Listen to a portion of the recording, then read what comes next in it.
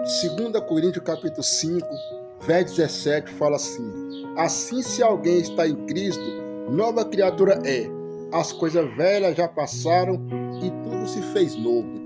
Se você quer viver o novo de Deus, tem que viver na sua vida uma novidade, na sua mente, no seu coração, na sua atitude, no seu comportamento. É como um relacionamento. Se você trazer o que passou para hoje, não vai dar certo.